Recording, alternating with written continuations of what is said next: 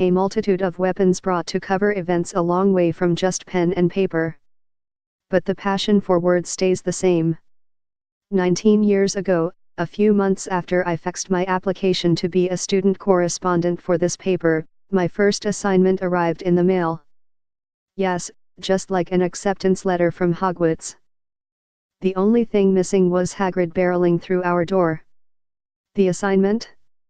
A survey about virginity. Perfect, I thought, I'm an expert on the subject. I was 17 years old. Since then, I have spent thousands and thousands of hours of my life on the lifestyle beat, chronicling what I like to call the fun stuff: food, fashion, beauty, art, culture, travel, fitness, and more. A lot has changed in the almost 2 decades I've been in the industry.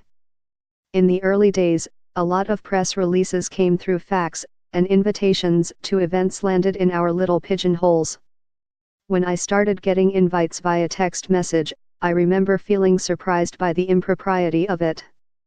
How fresh, I thought, tut-tutting, like I had been momentarily possessed by the spirit of Emily Post. These days, text invites are common. I even get them through Facebook, Facebook Messenger, Viber, WhatsApp, and direct messages on Twitter and Instagram. I'm now immune to shock. People have access to you in so many different ways that there's no longer such a thing as office hours.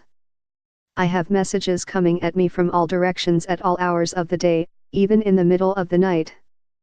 Back then, if readers wanted to give us feedback, they had to work a little harder.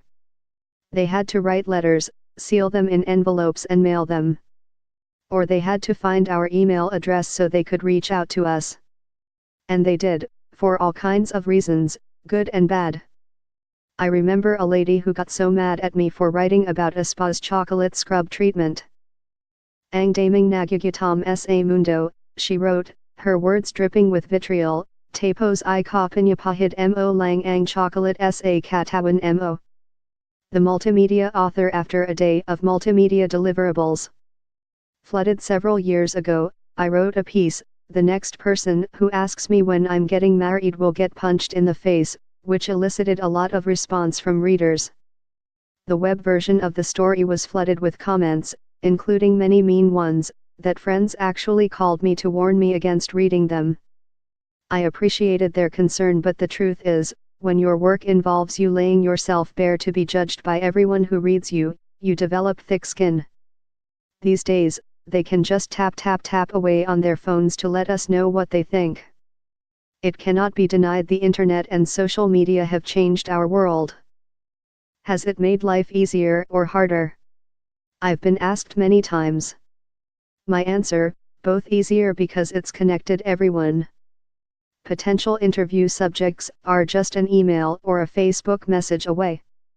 Research is a breeze with the entire world at your fingertips. The challenge is figuring out which sources are reliable or aren't, an especially tricky thing now in the age of fake news.